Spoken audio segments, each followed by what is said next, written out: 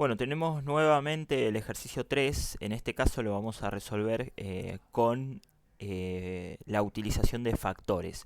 Es un método un poco más rápido que conviene acostumbrarse porque dentro de la química hay muchos temas que trabajan con factores.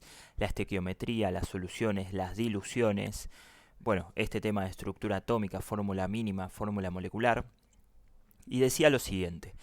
Por combustión de 0,50 gramos de una sustancia formada por carbono, hidrógeno y oxígeno, se obtuvieron 0,69 gramos de dióxido de carbono y 0,56 gramos de agua.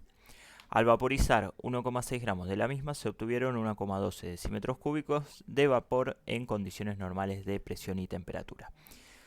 Bueno, para la fórmula mínima, para hallar la fórmula mínima, lo primero que tenemos que calcular es la cantidad de moles de carbono, de hidrógeno y de oxígeno que va a tener nuestro compuesto. No nos olvidemos que nuestro compuesto va a tener la forma C sub X, H sub I o sub Z. O sea, lo que tenemos que averiguar son estas atomicidades, X, Y, Z. Bueno, sabemos, acá lo que vamos a calcular es el número de moles de carbono. Sabemos que hay un mol cada 12 gramos de carbono.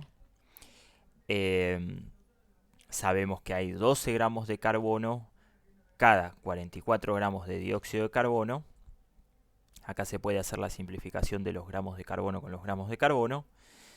Y sabemos que tenemos, este es el dato con el que estamos trabajando, se obtienen de productos 0,69 gramos de dióxido de carbono. Y esto nos permite simplificar acá, vamos a hacerlo con otro color, los gramos de dióxido de carbono con los gramos de dióxido de carbono. Bueno, acá, pequeño error, el 2 debería quedar acá abajo. Bueno, lo que terminamos obteniendo haciendo todos los cálculos es moles de carbono. Es lo que necesitamos obtener. Bien. Hacemos algo parecido con el hidrógeno. Tenemos un mol de hidrógeno cada 1 gramo de hidrógeno. Esta básicamente es la inversa de la masa molar del hidrógeno. La masa molar del hidrógeno es 1 gramo por mol. Bueno, lo usamos al revés, este cociente, porque ahora vamos a utilizar otro cociente. Estos son datos que se obtienen de tabla periódica. Sabemos que hay 2 gramos de hidrógeno cada 18 gramos de agua. En este caso podemos hacer la simplificación de gramos de hidrógeno con gramos de hidrógeno. Y nosotros acá utilizamos el 0,56 gramos de agua, que es lo que obtenemos en productos.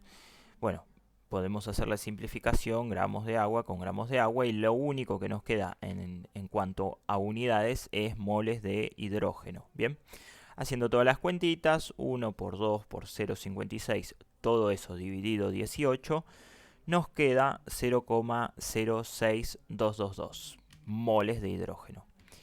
Finalmente, el número de moles de oxígeno lo vamos a obtener primero calculando los gramos de oxígeno y eso lo obtenemos haciendo la diferencia de la masa total del compuesto desconocido. Nosotros arrancamos con 0,50 gramos de compuesto desconocido.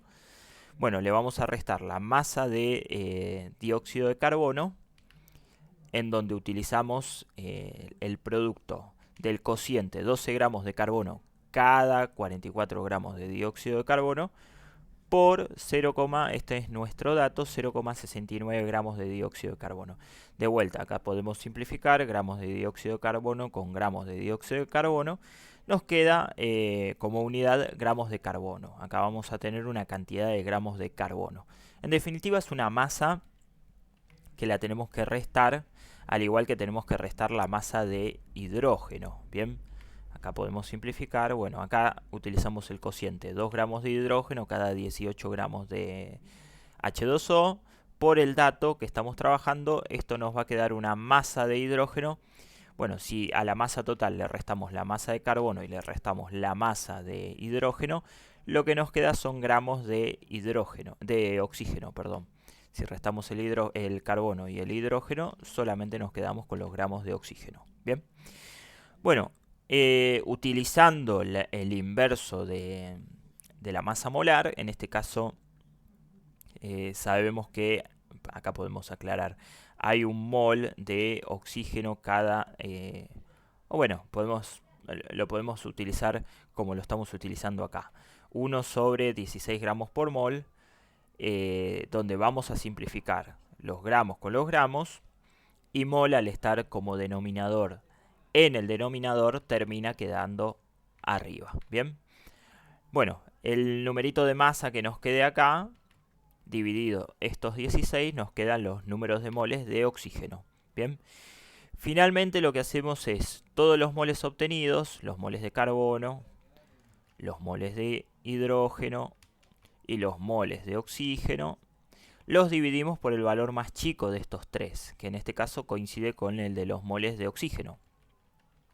Acá nos queda 1, acá nos queda 4 y acá de atomicidad nos queda 1. Bueno, en los casos donde queda 1 no se escribe. Bien, en la fórmula química sabemos que si no hay nada, significa que los subíndices, las atomicidades, valen 1. Bien, finalmente, para hallar la fórmula molecular, vamos a buscar la masa de esta fórmula molecular con el dato que tenemos de la parte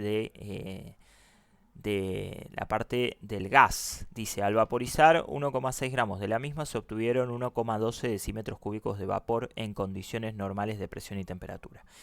Bueno, a ver, nosotros obtenemos 1,6 gramos, o mejor dicho, utilizamos 1,6 gramos de nuestro alcohol. Esto es un alcohol, dicho sea de paso, es el metanol. Utilizamos 1,6 gramos de nuestro alcohol, que si lo vaporizamos, que aclaro, vaporizar no es lo mismo que producir una combustión, combustionar. Bien, vaporizar es otra cosa, es pasar el alcohol, que siga siendo alcohol, pero en fase gaseosa. Bien, eso se convierte, lo estamos considerando un gas ideal, en 1,12 decímetros cúbicos de gas ideal. Por 22,4 decímetros cúbicos, que es lo que ocupa un mol de gas ideal en condiciones normales de presión y temperatura. Acá, simplificando, lo que obtenemos es 32 gramos. Y justo 32 gramos coincide con un mol de metanol. Con lo cual deducimos que la fórmula molecular coincide con la fórmula mínima. Si acá, por ejemplo, nos hubiera quedado 64 gramos en el resultado, bueno, no iba a quedar más respuesta que suponer que las atomicidades en la fórmula molecular eran 2 veces las de la fórmula mínima. Bien, esto puede suceder. Bien, pero en este caso, como coincide con la masa molar del metanol, 32 gramos, bueno, sucede que la fórmula mínima coincide con la fórmula molecular. Bien, esto a partir de averiguar la masa y comparar con la masa de la fórmula mínima, ni más ni menos.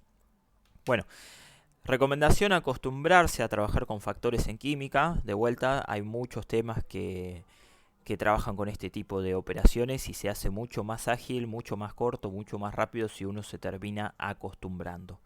Bueno, cualquier duda la dejan en caja de comentarios. Chau, chau.